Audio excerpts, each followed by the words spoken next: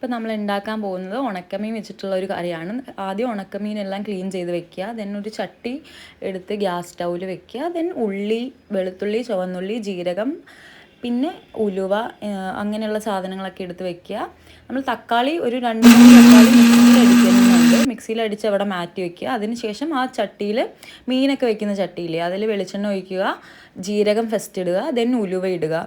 അത് നന്നായി ചൂടായിട്ട് വേണം, വെളിച്ചെണ്ണ ചൂടാകുമ്പോൾ വേണം നമ്മളത് ഇട്ട് കൊടുക്കാൻ വേണ്ടി.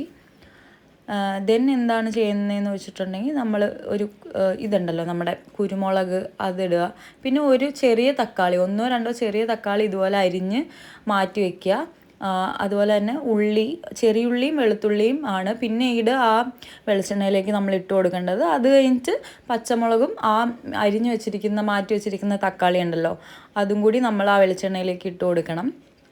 അത് വെളുത്തുള്ളിയും ചുവന്നുള്ളിയും നല്ലോണം ബ്രൗൺ കളറാവുമല്ലോ, ഒന്ന് വാടി വരുമ്പോഴാണ് അത് ഇട്ട് കൊടുക്കേണ്ടത്. അപ്പോഴത്തേക്കും നമ്മൾ ബ്രിഞ്ചോളും കായില്ലേ, പച്ചക്കാ, അതും കൂടെ അരിഞ്ഞ് വെക്കണം. ബ്രിഞ്ചോൾ, വഴുതനങ്ങ എങ്ങനെ അരിയണ്ടേന്ന് വെച്ചിട്ടുണ്ടെങ്കിൽ ആ ചേച്ചി അരിഞ്ഞ പോലെ റൗണ്ടിൽ അരിയണം. പിന്നെ പച്ചക്ക നമ്മൾ നീളത്തിൽ അരിഞ്ഞാൽ മതിയായിരിക്കും. ദെൻ തക്കാളിയും പച്ചമുളകും കൂടെ നമ്മൾ ആ വെളിച്ചെണ്ണയിലോട്ട് മിക്സ് ചെയ്തു. അത് കഴിഞ്ഞ് നന്നായിട്ട് ഇളക്കുക.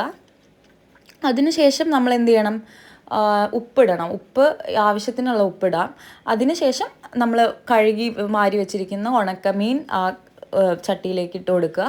അപ്പോൾ നമ്മൾ ഉണക്കമീനും കൂടെ ഇട്ട് കഴിഞ്ഞ ശേഷം നല്ലോണം ഇളക്കി കൊടുക്കുക. ഉണക്കമീൻ്റെ കൂടെ തന്നെ നമുക്ക് ബ്രിഞ്ചോൾ ഇടാവുന്നതാണ്. ലൈക്ക് ആ തക്കാളിയൊക്കെ നിങ്ങൾ നോക്കുകയാണെങ്കിൽ കാണാം നന്നായിട്ട് വഴണ്ട് വന്നിട്ടുണ്ട്. ദെൻ മുളക് പൊടി, എന്തോരം എരിവ് വേണോ അതിന് ആവശ്യത്തിനായിട്ടുള്ള മുളക് പൊടി ഇടുക. മുളക് പൊടി ഇട്ട് പിന്നെയും നന്നായിട്ട് ഇളക്കിക്കൊണ്ടിരിക്കുക. ശേഷം കുറച്ച് മഞ്ഞൾപ്പൊടിയും കൂടി ഇടാം.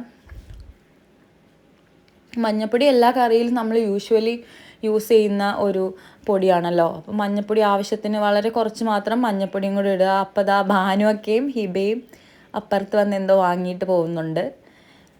അപ്പോൾ ഗസ്റ്റ് അപ്പിയറൻസ് ആയിട്ട് ഹിബ വന്നിരിക്കുകയാണ് സുഹൃത്തുക്കളെ. ദെൻ മല്ലിപ്പൊടി ഇടുക. മല്ലിപ്പൊടി എന്തിനാണ് ഇടുന്നതെന്ന് വെച്ചിട്ടുണ്ടെങ്കിൽ നമ്മളെല്ലാ കറിയുടെയും കൂടെ മല്ലിപ്പൊടി ഇടുമല്ലോ, അതായിരിക്കും. പിന്നെ അരച്ച് വെച്ചിരിക്കുന്ന തക്കാളി മിക്സ് ചെയ്യുക, നന്നായിട്ട് ഇളക്കി കൊടുക്കുക. അത് കുക്കായി വരുന്ന വരെ ഇളക്കുക. ദെൻ നമ്മളെന്താണ് ചെയ്യണത്, നെക്സ്റ്റ് പുളിവെള്ളമൊക്കെ നമ്മൾ സാമ്പാറിലൊക്കെ ഒഴിക്കില്ലേ, അതുപോലെ വാളംപുളിയാണോ എന്തോ ഒരു പുളി, നമ്മൾ സാമ്പാറിലൊക്കെ ഇടുന്ന ഒരു പുളി, നമ്മൾ ഇരുമ്പമ്പുളി അല്ല, വാളംപുളിയല്ല, സാമ്പാറിലിടുന്ന പുളി, അതും കൂടെ ഒഴിച്ചു കൊടുക്കുക. ദെൻ തേങ്ങ അരച്ച് വെച്ചിട്ടുണ്ടായിരുന്നു, തേങ്ങ അരച്ചതും ചേർത്ത് വാങ്ങി വയ്ക്കാം. അടിപൊളി ഇഡ്ഡലി കുഴമ്പും